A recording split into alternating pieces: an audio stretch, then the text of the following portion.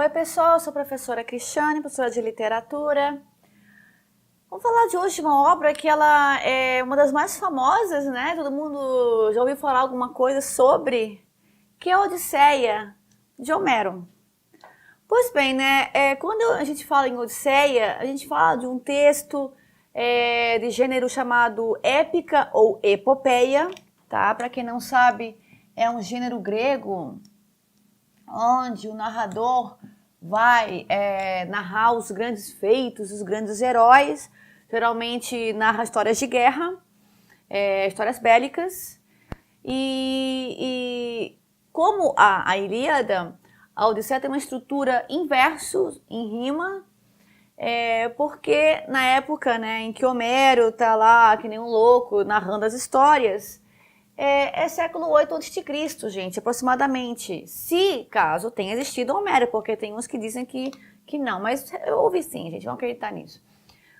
Nessa época, a escrita não era corrente, né? Era uma cultura ágrafa, a Grécia. Então, os caras tinham que ter uma tática para lembrar das coisas, né? Porque senão fica muito improviso, não queria improviso, porque grego odeia improviso. O grego lá bem no começo, o clássico grego, ele queria a certeza, a objetividade, a clareza, nunca que ele ia contar com a espontaneidade. Então, eles perceberam que se eu transformo a linguagem em linha reta, oi, tudo bem, eu me chamo Cristiane, e você? Oi, tudo bem, eu me chamo Cristiane, e você? Então, eu quebro a linguagem, a linha reta, em pequenas linhas. E isso transforma a fala cotidiana em uma fala artificial, ritmada, com um som parecido. E através dessa estrutura, eu vou memorizar. Então, o verso, ele nasce com uma técnica mnemônica. Não é porque, nasci, você é artista, mãe. Não é isso, não. É justamente uma maneira de gravar as coisas. Isso é até uma loucura que... Vocês sabem que o Platão e o Sócrates eram contra a escritura. Eles eram um pouquinho mais depois de Homero, no século V a.C. O Platão dizia, né? O Platão era contra a escrita. Ele achava que só a memória, só a memória. Tanto que o Platão dizia que a linguagem escrita, a escritura, o texto é um fármaco. Ele é um veneno ele é um remédio para o esquecimento. Ou seja, se você lê, você lembra, mas é um veneno para a memória. Porque as pessoas vão ficar dependentes de um texto que não está com elas. O Platão só acreditava na memória, porque o texto é artificial. Pois bem, o Homero está numa fase, o Homero é 2 séculos, 3 séculos antes do Platão, pessoal. Nem havia filosofia aqui. O Homero está numa fase em que não tinha filósofo, não tinha professor, não tinha agrônomo, não tinha nada. Era o poeta. O poeta era a grande figura da cidade. Ele era o grande professor, profeta, porque justamente o Aedo, o poeta grego, esse que canta os feitos, ele cantava coisas que mereciam ser lembradas. E mais, assim, eles eram originais, na fase eu vou criar um mito. Não, os poetas gregos, como Homero, que era o grande, o mais famoso, eles pegavam os mitos, né, que rodeavam a cidade e acoplavam uma história em comum. Porque, para quem não sabe, lembrando também, mitos são aquelas primeiras narrativas. Não chove, cria um mito. Não neva, cria mito. Os mitos são histórias que os gregos criavam bem antes disso aqui tudo, pessoal. Século XII a.C., lá, para explicar os fenômenos da natureza. O mito foi a primeira ciência do homem. O Homero, né, ele vai narrar os acontecimentos que marcam justamente a origem de uma certa nacionalidade. A palavra nacionalidade é muito complicada na Grécia, tá? Até porque não existe ainda. Mas uma certa comunidade. O Homero vai narrar fatos da mitologia grega que criam, né, que dão origem a essa primeira ideia de comunidade. Ele começa com um relato muito bélico, muito doido, muito violento, chamado Ilíada, que é justamente sobre a Guerra de Troia. Pois bem, só que a guerra, como eu falei, quem assistiu ao da Ilíada, se não assistiu, assista. A Ilíada, pessoal, acaba sem acabar. Ou seja, a narrativa acaba sem Aquiles morreu, o Aquiles morre, mas não acaba o livro acaba, o texto acaba antes, né? A narrativa acaba antes. Várias coisas, não se sabe o que aconteceu. Pois bem, a Odisseia vai contar a história do cara que meio que foi um dos estrategistas da vitória da Guerra de Troia, que é o homem mais inteligente do mundo, que é o Odisseu, o famoso Ulisses. Então, nesse texto, eu digo o texto, maneira de falar, mas a narrativa é porque quando o Homero falava não tinha esse texto todo, tá, pessoal? Era só oral. Vai contar a história desse grande estrategista, o homem mais ardiloso do mundo, que era o Odisseu. Sabe o que é mais bacana, pessoal? Segundo os historiadores, a narrativa de Ilíada e de Odisseia diferem de 50 anos. Em Ilíada, que é mais antiga, os heróis eram muito fortes, eram muito violentos, eram muito braçudos, assim. 50 anos depois, o herói grego, o exemplo de homem grego, não é o Aquiles, mas sim um homem inteligente, um homem mais velho. Já não é mais o garotão fortão, mas o rei velho. Porque assim, gente, olha só. A Guerra de Troia durou 10 anos, tá? Pois bem, aí o Ulisses já ficou velho. Mais ainda, a Odisseia vai contar sobre o Odisseu, que já estava há 17 anos fora de casa, porque acaba a Guerra de Troia, 10 anos de guerra, e o Odisseu não consegue voltar para casa, que é Ítaca, gente, que inferno. Ele não consegue voltar para casa, ele está 7 anos... já acabou a guerra há 7 anos e o cara tá lá ainda, gente. Ou seja, ao total são 17 anos fora de casa. Então, esse herói da Odisseia não é o herói da força, mas sim o herói da tática, o herói da reflexão, do pensamento mais objetivo. Não é tanto aquela questão bélica. E o mais bonito, assim, pessoal, porque a Odisseia fala sobre o retorno de Odisseu para Ítaca, sua terra natal, mas também um texto sobre saudade, porque é um texto, é uma narrativa de um herói que tenta voltar para casa, que sente falta da sua esposa Penélope e sente falta de um filho que mal conheceu, que é o Telêmaco. Só que, gente, o seguinte... O Odisseu, ele é muito estrategista, muito esperto. Pô, o cara, para criar lá na Ilíada a ideia do cavalo de Troia, o cara tem que ser esperto.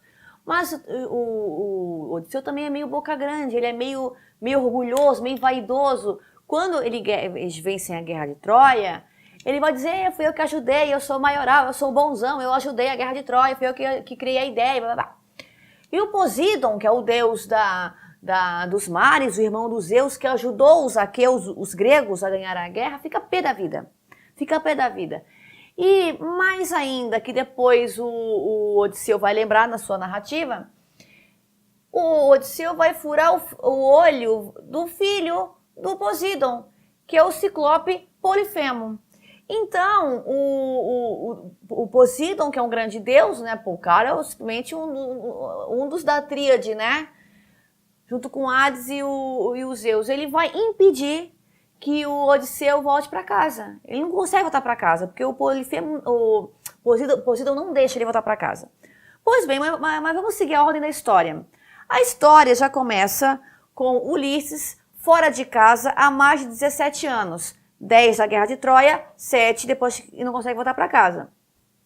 Os 4 primeiros cantos a gente chama de telemaquia, porque são cantos que vão falar do seu filho Telêmaco.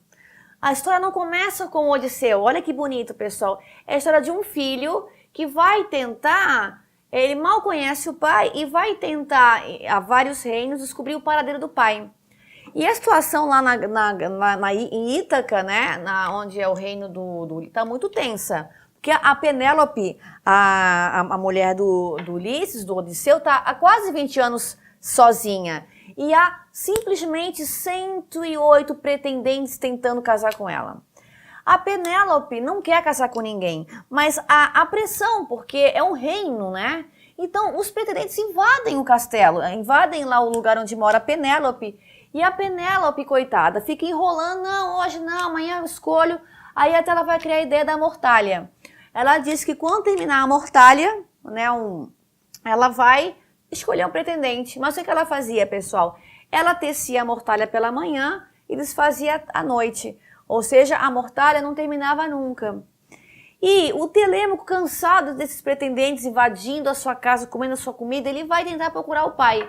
Ele vai, por exemplo, a Esparta, falar com Menelau, para saber onde está o pai. Só que nesses 4 primeiros cantos, que é a viagem de Telêmaco tentando encontrar o pai, ele vai ter a ajudinha de uma grande deusa chamada Atenas. Porque, claro, pessoal, nas epopeias gregas, os deuses sempre interferem. E Atenas vai ficar com pena do Odisseu, pena do Telêmaco, e vai pedir para os Zeus, ó pai, dá uma força aí, cara, ajuda aí, vê se o Odisseu volta para casa. E os Zeus, beleza, vou permitir isso. E a Atena vai ajudar. E a Atenas vai ser a grande mentora do Telêmaco. O mais bonito desses 4 cantos é que você vai ter acesso ao Odisseu, não por ele mesmo, mas pelas grandes lembranças, pelo que diziam, pelas grandes memórias. O filho conhece o pai pelas memórias. Gente, olha a mensagem grega aqui, pedagógica, pessoal. O grande herói é aquele que tem grandes lembranças, tá? Pois bem, depois dos 4 cantos chamados Telemaquia, aí justamente vai aparecer, coitado Odisseu, gente, uma cena linda. Ele tá na ilha de uma deusa chamada Calypso, ele fica 7 anos meio que casado com ela, tá? Porque ele tá preso lá, não consegue voltar pra casa, fica com a Calypso, e não volta e tem uma cena que ele tá olhando pro mar, com muita saudade, e lembra da Penélope. E a Penélope era muito fiel a ele, e existia um amor entre os dois, né? E lembra, né?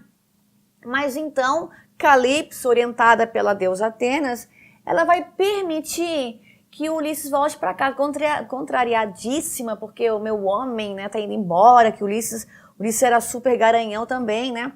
Pois bem, ela permite que o Ulisses vá embora, e o Ulisses vai construir... Gente, eu vou intercalar Ulisses, Odisseu, mas tudo é a mesma coisa. Ele vai construir uma jangada, né, um barquinho lá para poder sair da ilha de Calypso. Ele vai ter que se mandar. Como ele vai voltar para Ítaca, só Deus sabe. E ele vai sair da ilha com a sua jangadinha super humilde, simples, não sei o quê. Gente, o cara é ingênuo, né? Dizem que ele é tão inteligente, mas eu tenho as minhas dúvidas. O Odisseu, ele simplesmente colheu a ira do Poseidon, que é o deus dos mares. Poseidon, que era pai do Polifemo, né, que ele furou o olho lá do filho dele. Ele tá com muito ódio. Vocês acham que o Polifemo vai deixar o mar bem calminho pro Odisseu passear, voltar para casa? Vou até guiar aqui para você ir mais rápido. Não, né? Ele vai criar um redemoinho, tanto que vai destruir a jangada do coitado do Odisseu. E o Odisseu vai chegar peladão, isso é narrado, pessoal, peladão no reino dos Feácios. Tá lá, coitado, lá, meio velhão, peladão.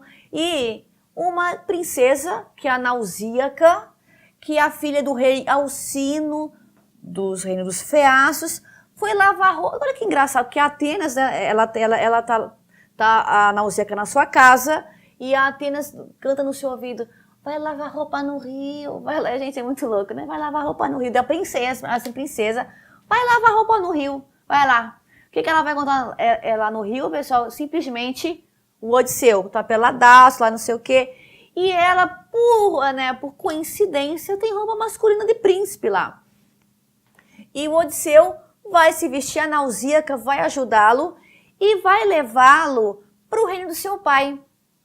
Aí haverá um encantamento no meio da história, e o Odisseu volta lindíssimo para a terra do Alcino. E o Alcino, né, vocês sabem que na Grécia, a chamada política de hospitalidade. Sempre trate bem o seu convidado, porque assim você cria uma relação amistosa, e quando você precisar de ajuda, haverá, então, essa ajuda do exterior. Então, o Odisseu vai para a casa do rei Alcino, é um banquete, uma coisa estrondosa, maravilhosa, e pergunta: de onde você? Vem de um lugar muito distante. O Odisseu, né, fala muito bem. Isso é uma das características mais marcantes do Odisseu. Ele é um grande narrador, um grande orador. E o Alcino fica perguntando: mas não sei o quê, mas conta a sua história.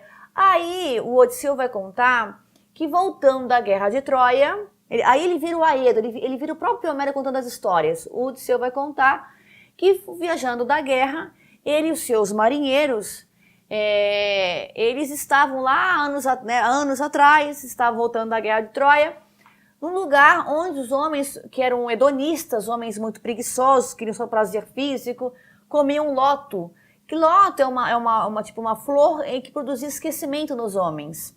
Ele conta essa história que os homens perdiam a memória, E depois ele vai contar a história que também eles saem desse lugar da lota, onde tem o esquecimento, e vão para outro lugar, onde é a Ilha dos Ciclopes, né? Onde há esses seres monstruosos, com um olho só na testa, gigantescos, e o Odisseu, muito curioso, vai parar nesse lugar para conhecer os Ciclopes.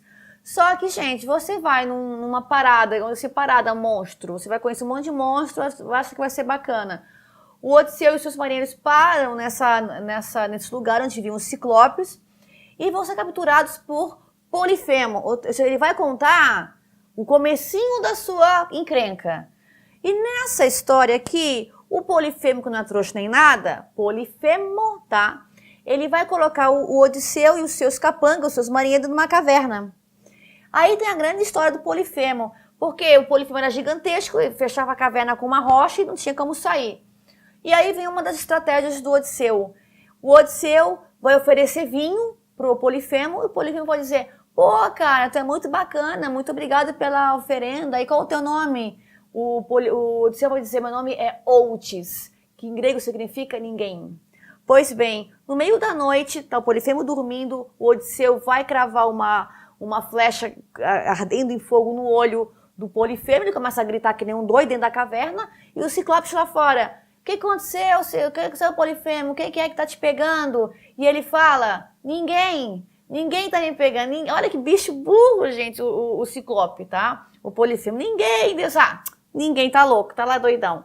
Pois bem, e quando amanhece, o Polifemo tá lá cego, ele vai abrir a caverna e todo mundo sai. Aí, pessoal, só para não confundir, o Odisseu está contando para Alcino e os seus convidados isso que aconteceu. Aí percebem o seguinte: gente, é o grande Odisseu, o famoso Odisseu da Guerra de Troia. Aí ele é reconhecido. Aí vai ser aquela puxação de saco, vão babar o ovo, uma loucura. Aí, então tá. Pois bem, vamos continuar. Ele vai ajudar, claro, obviamente vai ajudar o Odisseu a voltar. Aí tá sozinho ainda. Vai juntar os marinheiros também do Odisseu e vão tentar voltar para casa. Outra parada, Ilha de Circe. Pessoal, Ilha de Circe, e Circe é outra deusa maluca, tá? Que ela não gosta de estrangeiro, ela não gosta de visita, não. Quando chega a visita lá na sua ilha, ela transforma os seus convidados em animais. E aconteceu a mesma coisa com os marinheiros do Odisseu. Os marinheiros chegavam na casa, lá na morada da Circe, e a Circe falava: vamos começar a chafurdar agora, galera. E eles transformavam-se em porcos. Aí o Odisseu sabia, né, foi avisado desse feitiço e foi preparado. Conseguiu justamente convencer a Circe com sua boa lábia. Tão boa lábia, olha só, gente, como ele era bom marido. Ele quer voltar para casa, já ficou 7 anos com a Calypso. A Circe, ele vai convencê-la a não transformar ele num porco. E vai ficar 1 ano de casa com ela, pessoal. Olha que sacana. Vai ficar 1 ano com a Circe, lá feliz da vida. E a Circe, como é uma feiticeira, né, uma deusa, ela vai ajudá-lo, né, com estratagemas como voltar para casa. Porque haverá uma série de provas que vão impedir que o cara volte para casa. O inferno, gente, tá? E uma das provas é passar pelo mundo inferior. O mundo inferior é o inferno grego. O inferno grego também é chamado de Hades, que significa o invisível, tá? Pois bem, o Odisseu desce aos infernos. Olha como ele é bacana, ele desce aos infernos, conversa com Tiresias, que é um grande vidente cego, e o Tiresias vai dizer o que ele tem que fazer, o que não tem que fazer. Sobe de novo, volta para a Ilha de Circe e ele já tem um mapa meio que traçado. Agora, até os deuses do inferno estão ajudando ele. Uma das primeiras provas, uma das mais famosas, ele vai ter que passar pelas sereias, pelos monstros Scylla e o vento Caríbite até chegar em casa. Pessoal, aqui todo mundo sabe que na Grécia há um momento lá do mar, lá voltando para casa, que há sereias monstruosas. Sereia da Grécia não é essa mulher que aparece na sessão da tarde, que é loira, peituda. Não, gente, é um monstro. Tá? Um monstro meio ave, meio peixe, que tem um canto tão perturbador que os homens enlouquecem e se jogam ao mar. Eles se matam, eles querem se entregar completamente. E o Odisseu sabia disso, mas a Circe falou o seguinte: você vai tapar os ouvidos dos marinheiros com cera e assim eles não vão escutar o canto. E você se amarra ao mastro do navio, do barquinho, né? Deve ser um barquinho. E você vai conseguir ouvir o canto das sereias sem se jogar ao mar e coisa e tal. Pois bem, o Odisseu, ele vai obedecer a essa estratégia e vai passar o único mortal, pessoal, que escutou o canto das sereias sem se jogar é o Odisseu. O que representa isso na cultura grega, gente? É o homem que consegue controlar as paixões. Isso é muito importante para os gregos, né? Pois bem, Odisseu passa, mas tem mais uma prova. Ele tem que escolher, tá? Aqui, lá do outro lado tá Ítaca. Daqui, mas tem que escolher dois caminhos. Ou eu vou escolher Sila, que é um monstro com 10 patas, 4 cabeças, não sei lá o quê. Ou Caríbde, que Caríbde é um redemoinho, pessoal, é uma parte muito revolta do mar que vai destruir o navio. Pois bem, olha o sacana do Odisseu. O Odisseu sabia. Ele não vai escolher isso aqui não, galera. Isso aqui é muito arriscado. Nada de redemoinho, nada de ventão, não. Ele vai escolher o monstro. O monstro vai comer os marinheiros, vai, óbvio, mas o Odisseu não vai contar para os marinheiros, não. Eles vão de gaiato mesmo, pessoal. Ele não vai avisar. E os marinheiros bem lá, trouxas, estão lá passeando. E a Caríbde, a Sila, vai lá e come alguns. É uma perda que o Odisseu estava contando. E aí, depois de tanta confusão, ele finalmente volta a Ítaca. Volta para casa, mas volta vestido de mendigo. O filho não vai reconhecê-lo inicialmente.